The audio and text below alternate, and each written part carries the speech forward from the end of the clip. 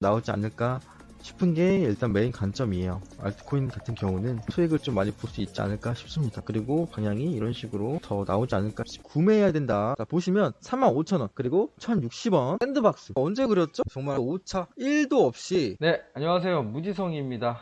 9월 2일 오후 6시 10분이고요. 결국 잡아드렸던 이 라인에서 정확하게 이 손절가를 이탈하지 않고 올라가고 있는 모습을 보여주고 있는데요.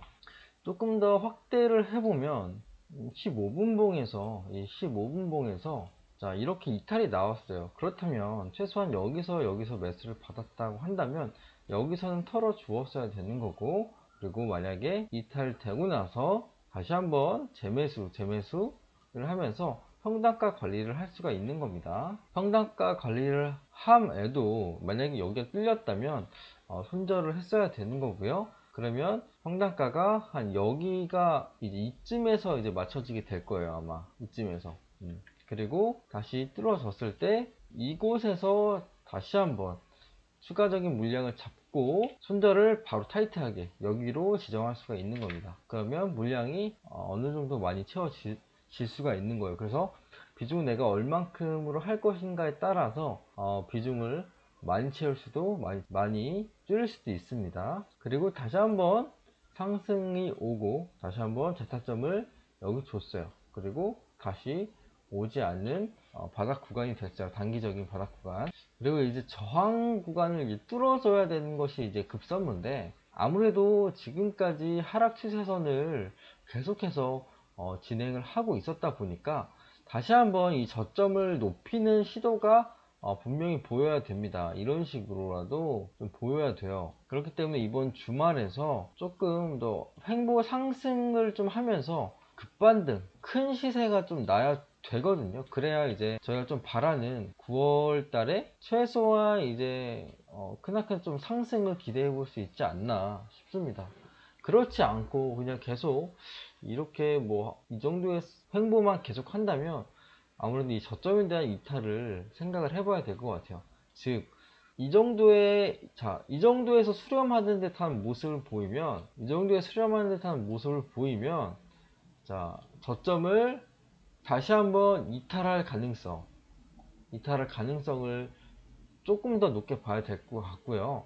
이 정도 수렴이 아니라 이 정도 수렴을 높여주는 것을 보인다면 좀 확실하게 추세가 단기적으로 강하게 전환될 수가 있다. 그렇기 때문에 이 한 주가 큰 시세가 무조건 나와야 된다. 이 큰 시세가 무조건 나오지 않으면 하방에 대한 생각을 조금 열어둬야 되고, 큰 시세가 나오기에는 적합한 바닥 구간이다. 그렇기 때문에 매매해야 된다. 관망하고 그런 게 아니라, 이제 다른 유튜버 분들은 이제 뭐 관망해야 된다, 일단은 무리하게 매수하지 말아야 된다, 이런 생각을 할 텐데, 이런 곳에서 매매를 하지 않으면, 보세요, 이런 곳에서 매매를 하지 않으면 바닥을 잡을 수가 없어요. 이런 곳에서 매매를 하지 않으면 바닥을 잡을 수가 없고 결국 이런 곳에서 매매를 하게 됩니다. 근데 여기서 뭐 백난 추세선을 뭐 이렇게 긋고 막 하는 게 의미가 있을까요? 여기서 잡았으면은 충분히 다 들고 갈 수가 있는 부분인데, 그렇죠. 주말에는 큰 변동성이 좀 없기를 좀 바라면서 아무래도 큰 시세가 좀 빨리 나와줘야 되지 않나 싶습니다. 주봉상으로도 아직까지는 아랫꼬리가 달리지 않은 상태여서 이대로 마감해준다면은 되게 나쁘지 않은 상태예요. 그러나 이런 관점도 갖고 계신 분들이 계실 거예요. 주봉에 대한 다이버전스가 가능한 지점이긴 합니다. 그러나 이게 강하게 빠질 수가 있어요. 강하게. 그렇기 때문에 이런 부분을 이탈을 한다면 그때서야 좀 관망하는 게 낫지, 아직까지는 이탈하지 않았기 때문에 매매를 반드시 했어야 되는 자리예요. 매매를. 자, 이런 곳에서 매매를 했다면 수익을 지금 가져가고 있을 거예요, 분명히. 자, 이런 것들을 현물과 선물에 적용을 시켜서 조금 더 좋은 추세가 나기를 좀 바라봅니다. 네, 감사합니다. 주말 잘 보내세요.